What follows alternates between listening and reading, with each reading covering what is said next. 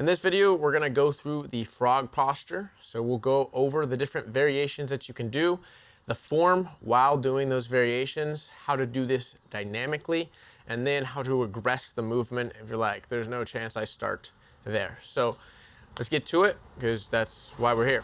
So the three variations of the frog is the flat foot, where we're here, we're just sitting down, the heel elevated, so on a slant board, find that same position. And then what I would say is the most advanced is getting on an unstable surface. So for this video, I'll do it explaining with the Bosu ball, which you can see even as I come down, it's just a little bit more challenging. So for the form on this, what we're looking for with the frog is getting the armpits over the knees in this really tight position. If you watch children while they sit in this position, they're almost always like this. This allows your hands to be very mobile with things on the ground. They're not in this position, which I'll show you here. Where they're not in this position where you're leaned back. It's even easier to see on the slant board, where you see a lot of people squat like this. We don't want to sit here. We want to drop down and get nice and comfortable. This is the biggest mistake I see with this, and that's why I'm emphasizing it so much. On a slant board, you can actually start to get your butt back into this position. So as you're sitting here, you're just relaxing. So that's the variations with that. As you start to relax more and more, you realize, oh, there's more things that I can do that allow me to really train in this position. So one of my favorite is the frog, where we're opening up the peroneus and the hamstrings. So as you do this, you're going up, you're shifting to one side, and then stretching out the hamstring and, well, the hamstring and peroneus longus, and then we can go back down and then back out. So here, here, here, here, and you're just opening up. This becomes a very good workout, and it gets quite intense. You can do that on the slant board as well. This will get the tibs a little bit more, especially if you stay straight. So you're curled into that little ball and then going up, pushing through the toes.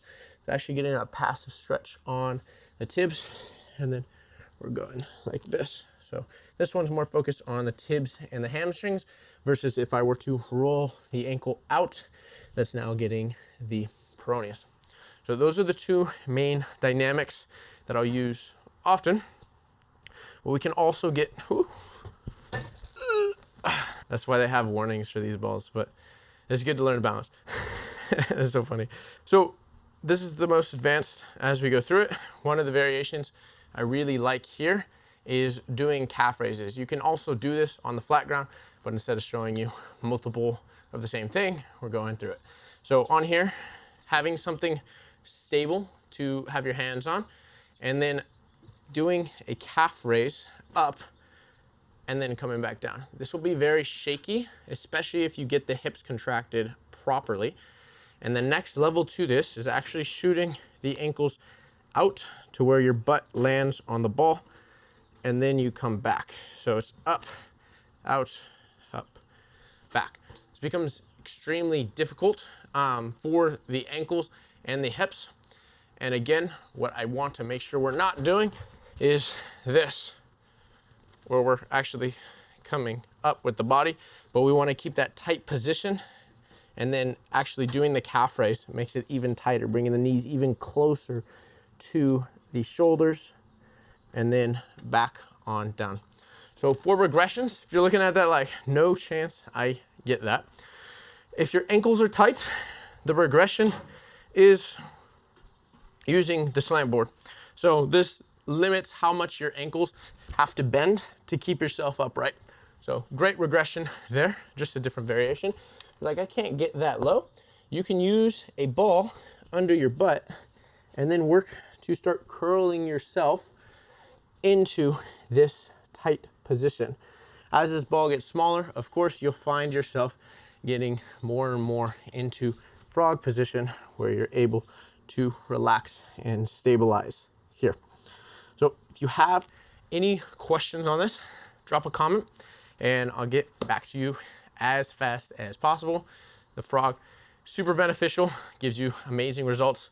And one of my favorite results is it opens up your colon. So if you feel like your gut is not feeling well, do the frog and it will feel great, if you know what I mean.